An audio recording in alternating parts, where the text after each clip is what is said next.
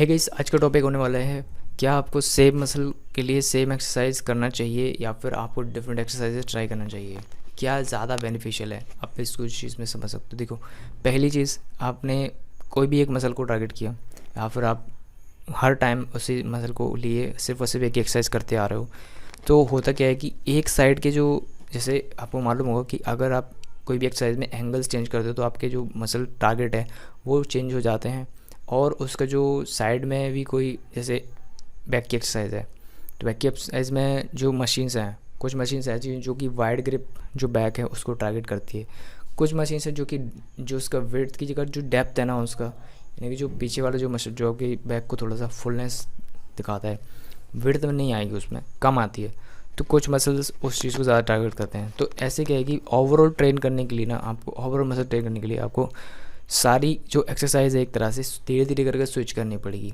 जैसे कि अगर बाइसेप में भी आप ट्रेन कर रहे हो, बाइसेप में भी डिफरेंट एंगल्स पर आप ट्रेन करिए, डिफरेंट एक्सरसाइज ट्राई करिए। उससे क्या होगा, डिफरेंट एंगल से डिफरेंट साइड के जो मसल फाइबर्स है वो टारगेट होंगे, वो ग्रोथ होंगे। और वो जो है एक तरह से आपको कि फ्लेक्सिबिलिटी में भी ज़्यादा इजी है फिर ऐसे, क्योंकि आप different different angles different different exercises आप ट्राई कर रहे हो, ये ज़्यादा ही। और स्टार्टिंग में क्या है कि आप सिंपल एक ही मसल को एक ही एक्सरसाइज से ट्रेन करते आ रहे हो, तो एक टाइम पे क्या है कि वो ग्रोथ कम आपको देखने को मिलेगा, इंप्रूवमेंट जो होगा हो सकता है वो कम मिले। चेस्ट में भी सेम है, जो एक्सरसाइज है आप वाइड के लिए ट्रेन करते हैं, फिर कभी फ्लाइज में भी है, फ्लाइज में भी डिफरेंट है। देखिए, जो डंबल से करेंगे तो उसमें कंट्रोलिंग फैक्टर आ जाता है, और जो मशीन्स है उसमें एक तरह का एक कहो कि कुछ मसल ग्रुप ना आपके इन्वॉल्व नहीं होते, कुछ मसल ग्रुप्स ओनली जो चेस्ट फोकस मसल फाइबर्स वही ज़्यादा इन्वॉल्व होते हैं। लेकिन फ्लाइज में जो बेंच फ्लाइज पे डंबल से लगाओगे अगर, तो उसमें कुछ और सपोर्टिव मसल्स इन्वॉल्व होते हैं जो कि उसमें ट्रेन होते हैं। कुछ मसल्स ना ऐसे होते हैं, देखिए, जो बाहर साइड आपका दिख रहे होते हैं उसके पीछे भी होते हैं। कुछ मसल्स बाहर दिख रहे हैं, सिंपल ऐसा नहीं कि वो सिर्फ वही मसल है, उसके पीछे भी एक और ज़्यादा ऑर्गन मसल वगैरह होते हैं। वो मैं फ़ोटो लगा दूँगा यहाँ पे कहीं, सो उससे आप समझ लेना। तो कुछ क्या है कि वो दिखाई नहीं देते, बट वो चीज़ क्या है, इंटरनल बैक में आपके काम करती है। डेड लिफ्ट में आप देखिए, बैक में भी और भी मसल्स होते हैं, बट वो काम वो दिखाई नहीं देते। थाई में होते हैं, कैप्स में भी ऐसे मसल्स होते हैं जो बाहर दिखने वाले अलग होते हैं और पीछे साइड में ना अलग मसल्स होते हैं। सो एक तरह का जब भी आप एंगल्स चेंज करते हो या एक्सरसाइज चेंज करते हो तो एंगल्स चेंज हो जाते हैं मसल्स के, और डिफरेंट मसल जो है आपको सपोर्टिव में हो या प्राइमरी आप ट्रेन कर रहे हो तो उसमें आ जाता है। उससे क्या होता है कि आपके ओवरऑल जो भी, जैसे अगर बैक की बात करें तो ओवरऑल जो बैक मसल है एक तरह से डेवलप होगा अंदर से भी, और जो इंटरनल मसल है वो भी ट्रेन होंगे, और जो आउटर मसल है जो कि आपको दिखाई देता है वो भी ट्रेन होगा। एक वीक में जैसे आपने इसी वीक में जो भी मसल की एक्सरसाइज करी, कोशिश करिए जितना हो सके, जैसे मशीन अवेलेबल है उसके लिए उस हिसाब से तब देखिए कि क्या वो एक्सरसाइज के से अलग आप कोई एक्सरसाइज लगा सकते हो।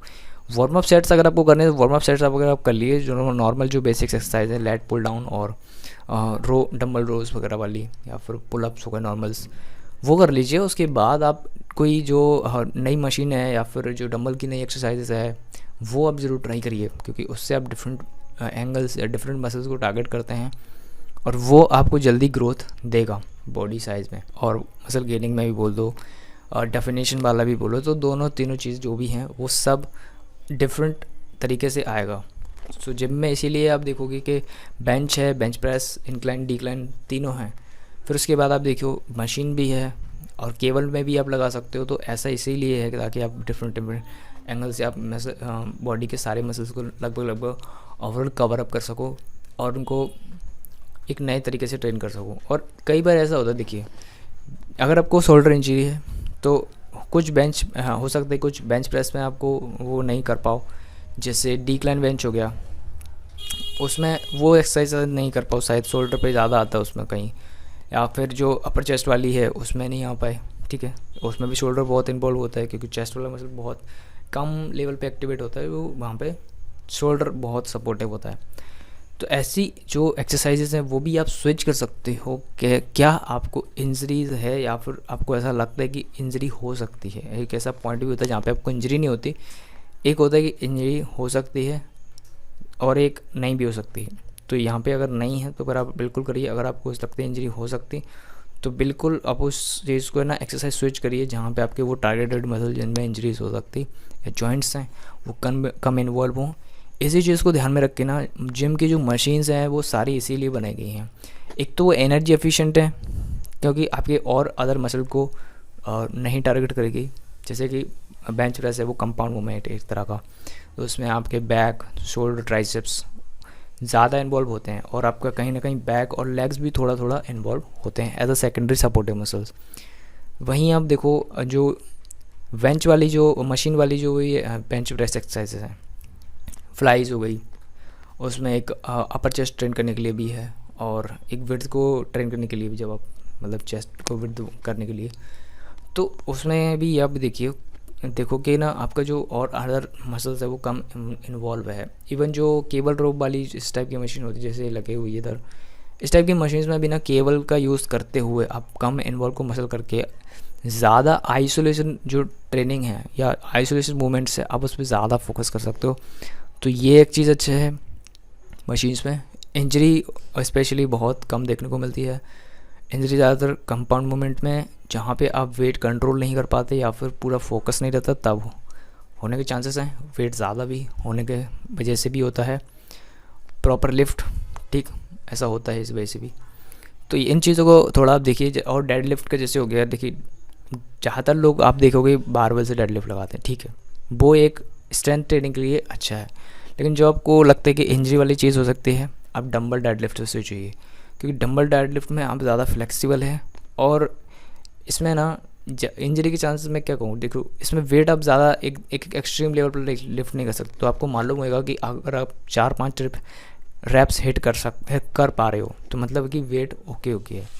और अगर इतना ही भी नहीं हो पा रहा तो आप समझिए वेट बहुत हैवी है और वहाँ पे आपको फॉर्म से लेके हर चीज़ को ध्यान देना होगा। डंबल में बस आपको एक ध्यान रखना है कि डंबल अगर आप ऊपर से छोड़ रहे हो तो ध्यान देना पाँव का, क्योंकि मोस्ट केसेस में पाँव चला जाता है, ठीक है। और बारबल में ऐसा नहीं होता, बारबल में आप जस्ट छोड़ दीजिए, कोई दिक्कत नहीं होता। बट ऐसे ही क्या और भी एक्सरसाइजेज हैं जिनमें ना आपको इंजरीज़ का ध्यान रख के वो चीज़ को करिए। और आई थिंक कि डिफरेंट एक्सरसाइज आपको जरूर से ट्राई करनी चाहिए, चाहे वो डेडलिफ्ट हो, चाहे वो बैक की कोई भी मसल की एक्सरसाइज हो। बाइसेप्स की तो देखिए कॉमन ही है, ट्राइसेप्स की वो है। ट्राइसेप्स में भी कुछ एक्सरसाइज है जो कि इंजरी वाली चीज़ें हो सकती है उनमें, जैसे डंबल स्क्रू क्रशर वाली, एल्बो पेन। और एल्बो का बहुत ध्यान रखिए क्योंकि एल्बो हर एक मसल में इन्वॉल्व है। अदरवाइज लेग्स, अपर बॉडी में कोई भी मसल आप टर्न करिए, ज़्यादातर केसेस में एल्बो शोल्डर इन्वॉल्व है। तो इन चीज़ों को आप ज़्यादा फोकस के साथ ट्रेन करो पहले तो, फिर उसके बाद कोई भी एक्सरसाइज करो उसमें आप हैवी तक जाओ। सो यही कुछ चीज़ थी कि क्या आपको मसल के डिफरेंट एक्सरसाइज ट्राई करने चाहिए, उससे ज़्यादा ग्रोथ होगा। ऑब्वियसली उससे ज़्यादा ग्रोथ होएगा बिकॉज आप डिफरेंट टारगेट, डिफरेंट एंगल से डिफरेंट मसल को ट्रेन कर रहे हो। तो वो साइड की मसल ट्रेन अगर नहीं हुआ है तो वो एक्टिवेशन होगा और ग्रोथ। और गाइस, सो ये था वीडियो। मिलते नेक्स्ट वीडियो में। और भी प्लेलिस्ट है वो आप जिससे वॉच के लिंक डिस्क्रिप्शन में मिल जाएंगे। मिलते नेक्स्ट वीडियो में। Thanks for watching.